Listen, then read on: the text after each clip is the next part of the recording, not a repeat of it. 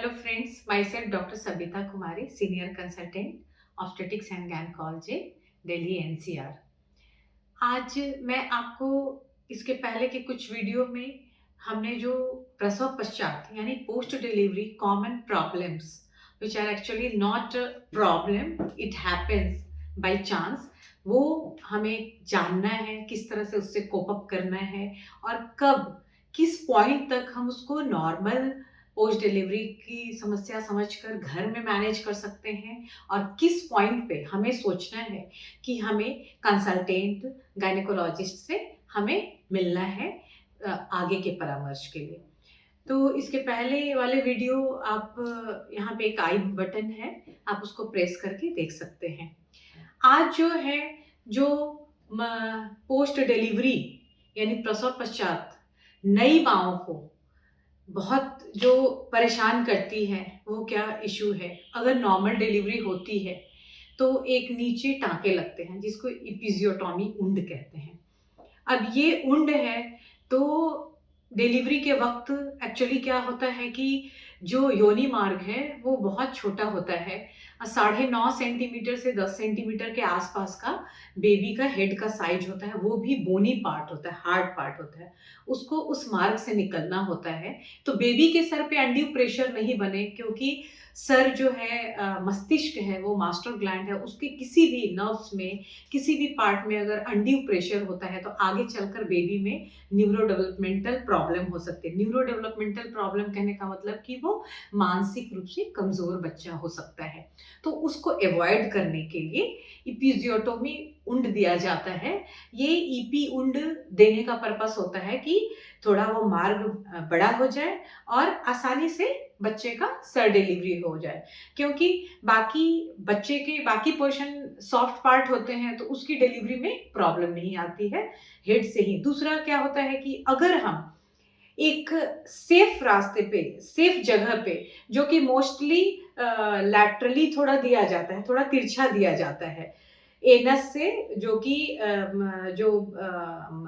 जहाँ से पैखाना का रास्ता है उससे 2.5 सेंटीमीटर अवे तिरछा थोड़ा दिया जाता है। अगर वो हम ना दें तो क्या होता है कि बेबी अपना रास्ता खुद ढूंढता है और वो मदर के बाहरी हिस्से को इतना ज्यादा क्षति पहुंचाते हुए, टेयर जिसको कहते हैं, टेयर करते हुए, पेरिनियल टेयर करते हुए वो निकलता है कि कई बार पैखाना का रास्ता भी वो पूरी बुरी तरीके से फट जाता है, जो आगे चल के उनको इनकॉन्टिनेंस का प्रॉब्लम होता है। कहीं भी उठना बैठना जाना आना पेशेंट के लिए बहुत मुश्किल होता है और यानी स्टूल में पर कंट्रोल नहीं होता है, ये प्रॉब्लम हो जाती है। या आगे के हिस्से की तरफ वो बच्चा माँ की पेशाब की थैली को, जहाँ से पेशाब निकलता है, उसमें बुरी तरीके से टियर कर सकता है।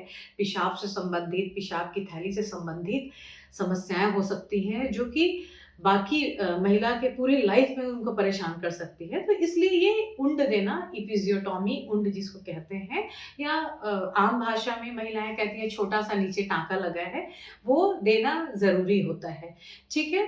तब ये जब टाँका लग गया, बेबी की डिलीवरी हो गई, ठीक है? उसके बाद उस जगह को, जो कि योनि मार्ग से पोस्ट डिलीवरी, चूँकि बच्चेदानी का बहुत बड़ा साइज़ होता है, वो साइज़ धीरे-धीरे 6 हफ्ते का टाइम लेकर वो सिकुड़ कर, वो छोटा होकर अपने नॉर्मल पोज़ीशन में पहुँचने की कोशिश करता है। इस दौरान क्या होता है, जो एक्स्ट्रा ब्लड है, जो भी बच्चेदानी के अंदर जो है ब्लड का कचरा है या कुछ भी है, वो धीरे-धीरे करके निकलता है।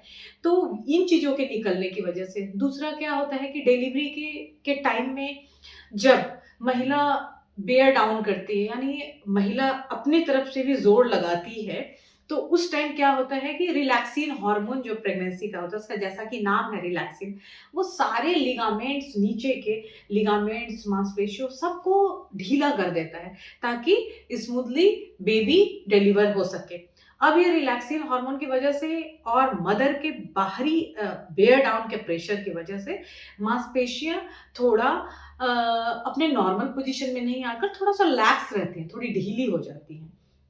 अब ये ढीली मांसपेशियों की वजह से क्या होता है कि वहाँ से थोड़ा-थोड़ा यूरिन भी लीक होता रहता है, ठीक है? और क्या होता है कि जहाँ से मल मार्ग जो होता है, जहाँ से लैट्रिन का रास्ता है, वो मल मार्ग से भी नॉर्मली भी कुछ-कुछ सिक्रीशन होते रहते हैं, या स्टूल पास करते समय कई बार क्लीनिंग प्रॉपर तरीके से नहीं होती है, तो उस टाइम उंड के उस एरिया में जो हमने छोटा टाँका दिया है या ईपी उंड बनाया है हमने, उसमें इन्फेक्शन के बहुत चांसेस होते हैं। तो ये महिला का होता है कि अब हम इसका कैसे रख-रखाव करें? तो इसके रख-रखाव में आपको कुछ बातों का एकदम गाँठ बाँध लेनी है और उसको उस तरह से फ़ॉलो करना है। सबसे पहली चीज़ कि बचदानी सिकुड़ कर सिकुड़ने के प्रोसेस को इन्वॉल्यूशन कहते हैं। That takes 6 weeks, I mean कि 1 एंड हाफ मंथ। तो उस दौरान क्या होता है कि थोड़ा-थोड़ा वो जो निकल रहा है, तो वो उस एरिया को वो ड्राई नहीं रहने देता है। इसके लिए क्या करना है कि हमें मेंस्ट्रुअल हाइजीन वाली चीज़ें याद रखनी है कि हर एक 6 घंटे पे पैड चेंज करना है। ब्लीडिंग हो या नहीं हो, कुछ सिक्रीशन हो या नहीं हो, आपको पैड 6-6 घंटे पे चेंज करना है। क्योंकि कई लोग का होता है कि हमारा पैड पूरा सोक नहीं हुआ तो हम उसको क्यों थ्रो करें? ऐसा नहीं है। 6 घंटे के बाद उसपे इन्फेक्शन के चांसेस हो जाते हैं। उसका फ़ायदा ये है कि जो भी आपका सिक्रीशन आ रहा है यूरिन से, या फिर बचदानी के योनि मार्ग से आ रहा है, या मल वाले मार्ग से आ रहा है, तो वो सारा जाकर पैड में पैड सोख लेता है। तो क्या होता है, रिलेटिवली वो एरिया ड्राई हो जाती है। ठीक है?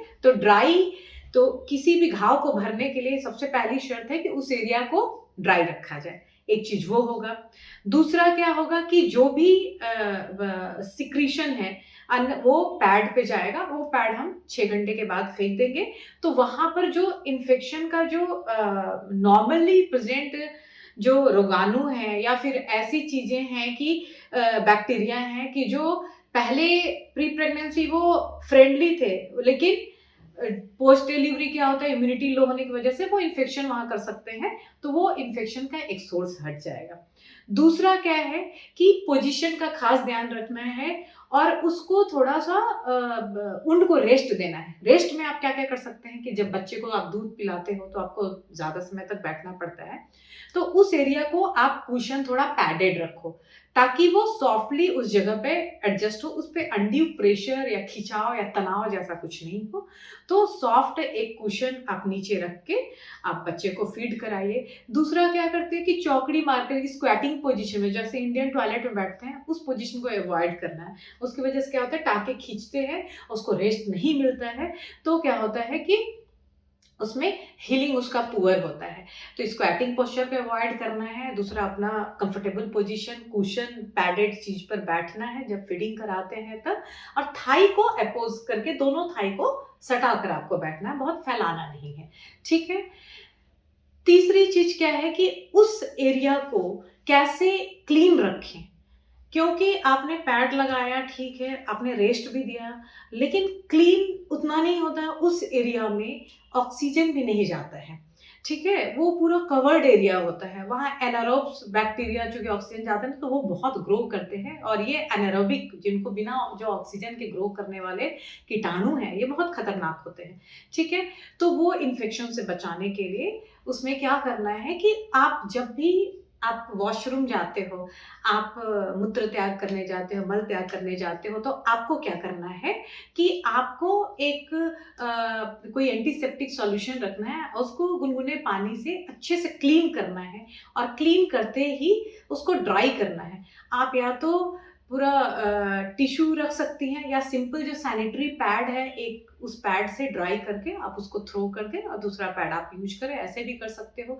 या अगर ये कॉस्टली होता है कि हाँ, तुरंत पैड हमने थ्रो कर दिया, तो उसके बदले आप सॉफ्ट टॉवेल का जो हैंडकरचीफ होते हैं, रुमाल होते हैं, उनको अच्छे से डेटॉल पानी में धुले हुए और सनलाइट में सुखाया, उसको फ़ोल्ड करके आप वॉशरूम में रख सकते हैं। आप उससे ड्राई करके तुरंत एंटीसेप्टिक सॉल्यूशन आते हैं, जैसे मोस्टली मेट्रोजेल पी ऑइंटमेंट हो गया, या प्लेसेंट्रेक्स जेल जिससे हीलिंग अच्छी होती है, उस तरह के ऑइंटमेंट को और जेल को मिक्स करके आप 2 से 3 बार अप्लाई करें, तो हीलिंग अच्छी होती है।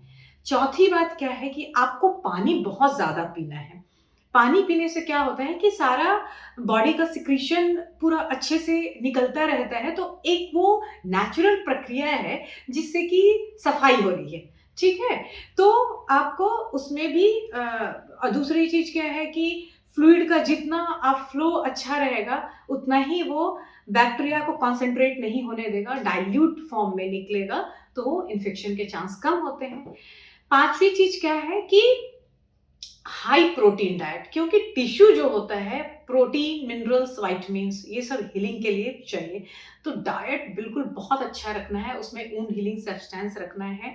हम लोग एक कोर्स के बाद जैसे ईपी दिया है तो 1 आध हफ्ते तक या 5 से 7 दिन तक एंटीबायोटिक का कोर्स देते हैं, पेन किलर देते हैं और एंटासिड वगैरह देते हैं, पेन किलर इंड्यूस्ड एसिडिटी ना हो। तो उससे क्या होता है कि थोड़ा वहाँ जो कट करने के बाद जो सूजन, इन्फ्लेमेशन हुआ वो कम होता है। एक तो उसमें आपको डॉक्टर ने समझा दिया कि हाँ, हाँ, आपका जब आपको डिस्चार्ज स्लिप मिलता है तो उसमें सारे इंस्ट्रक्शंस रहते हैं कि ऐसे-ऐसे आपको केयर करना है और ये मेडिसिन खाना है। इसका पर्पस ये है कि ये उनको सुखाने में हेल्प करेगा।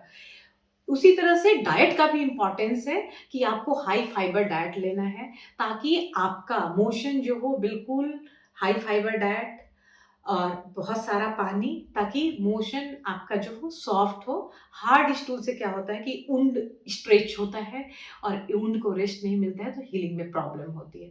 दूसरा कॉन्स्टिपेटेड जो स्टूल होता है उसमें हेवी अमाउंट में बैक्टीरिया होता है, तो वो इन्फेक्शन का एक अलग सोर्स होता है, ठीक है?